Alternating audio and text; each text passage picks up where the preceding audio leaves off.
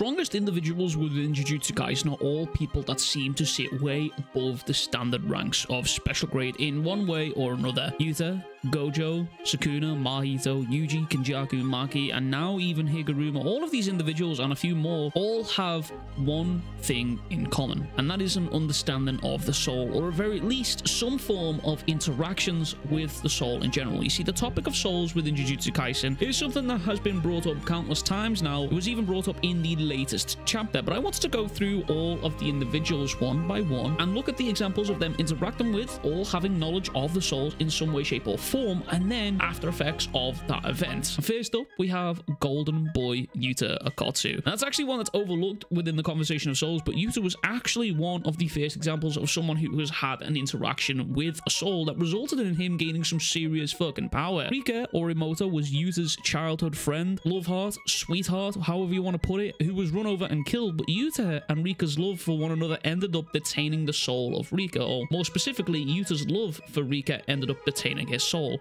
and she ended up manifesting into the Queen of Curses, the vengeful curse spirit Rika Orimoto that we now know it as today. And this power brought Uta into the ranks of special grade and was hailed as a prodigy. Within his first couple of months of being exposed to Jujutsu sorcery, Uta was able to handle Suguru Geto, and it was his first serious fight, with him growing stronger and faster as the fight grew on. Eventually, the curse on Rika's soul was eventually lifted. However, Rika still stayed with Uta, and Uta was able to maintain the status of special grade, and he is even now considered someone who was second only to Gojo Sato. This brings us neatly into our next entry, Gojo Sato. Gojo Sato is considered a pillar of strength within the world of Jujutsu Kaisen, and his very birth literally changed the power balance of the entire society of Jujutsu. Gojo is someone who, as multiple times now, has been able to perceive souls within a person and even call out to one, that being Suguru Geto. And we saw Gojo perceive that Kenjaku wasn't actually Geto in the Shibuya instance, and even called out to Geto, and this caused Geto to try and choke Kenjaku in retaliation.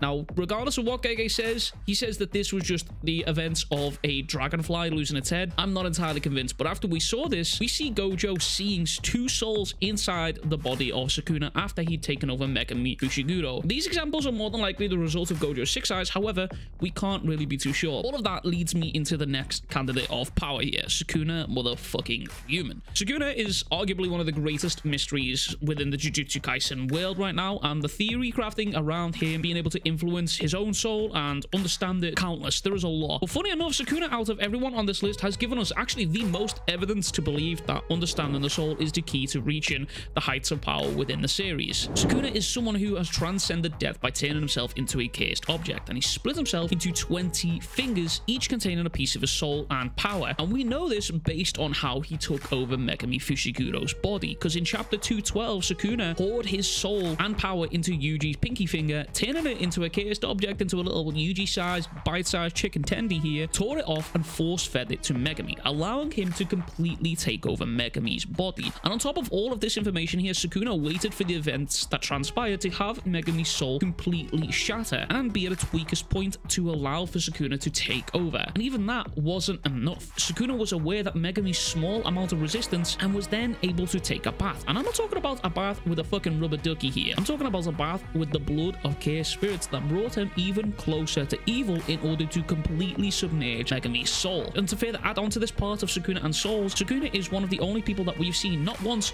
but twice interact with someone in some sort of weird afterlife / innate domain vision, once with Jogo and then the second with Casio. And both times we gained a small insight into the inner workings of Sukuna's mind and the outlook that he has on life and his values in general. Sukuna is one of the only people in the series shown to have done this, and Sukuna has given us the most evidence to influence the thought process of understanding the soul means gaining an immense amount of power. However, let's not forget about Mahito. Mahito was a curse whose sole purpose, no pun intended, was to be able to fully understand his soul, his true unbridled soul. Mahito was only 6 months old and was able to gain an immense understanding of his own soul. He was also the only person in the series who was able to manipulate the souls of the people who he came into contact with, possessing one of the most broken techniques in the series, idol transfiguration. This power alone would quite easily walk him through some of the hardest heavy-hitting powerhouses within this series here. However, it would be ignorant for me to talk about Mahito without mentioning Yuji Itadori here. Much like Sukuna is one of the greatest mysteries in Jujutsu Kaisen, and while he's not shown a great deal of things that are soul related, Yuji has also spent a lot of time with Sukuna and by extension has become aware of his soul, and in some way it made him the perfect opponent for Mahito, someone who was completely aware of the souls and able to manipulate them, and Yuji who had gained this power to be able to resist that kind of thing. And to add on to all of this, it was hinted that Yuji was able to hit a soul swap sort of technique with Kusakabe based off of these two panels, showing Kusakabe in each other's bodies, seemingly. I mean, this is all still theory crafted and speculation at this point. And then from Yuji, we have Yuji's parent, Kenjaku, someone who, much like Sakuna, has been around for a long time. However, unlike Sakuna, Kenjaku has actually lived throughout the 1,000 years he's been around, and Kenjaku has the ability to switch bodies through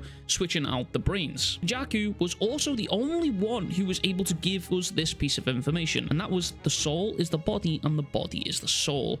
And while you can take this as theorizing from Kenjaku, I'd like to just remind you that Kenjaku was the same person who showed Sakuna how to become a cursed object. Kenjaku is also the only person within this series who was casually mentioned the cursed realm, and was also the only person we've ever seen inside of the cursed realm just moving about freely. From here, we move into characters that have a more minor role within the story. However, they've demonstrated knowledge and awareness of the soul personally. First up, we have Maki, and then also by extension Toji and Mai. Both of these guys have all demonstrated awarenesses of the soul. Maki and her conversation with Mai that led to Maki's awakening of her heavenly restriction, and Toji was also aware of his soul enough to completely overpower the seance technique that was used by Granny Ogami in the Shibuya instance, which lends credit to what Kenjaku said about the soul being the body and the body being the soul.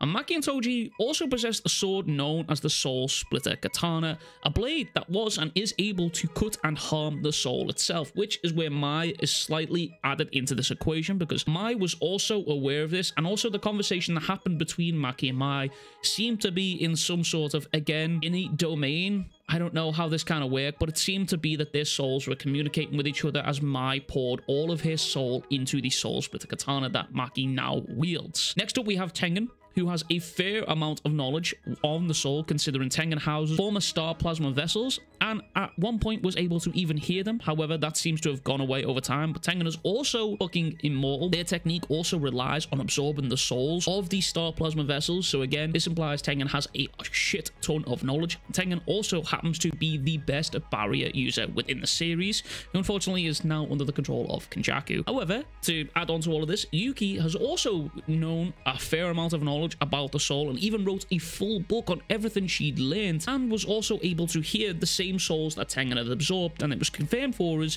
within this chapter right here. And then finally, we have Higar Rumor, our latest addition to this small crew of people who know or have awareness of the soul and within this weird sort of setting. Higar Rumor within the latest chapter confirmed that his curse technique was able to recognize two souls within one body. Within this same chapter, Higar Rumor became one of the only two people within the series to have been compared to Gojo by the narrator, with the narrator mentioning how Higar Rumor's potential could even rival Gojo Satoru's. How does this help us? Well, the truth is we don't actually know.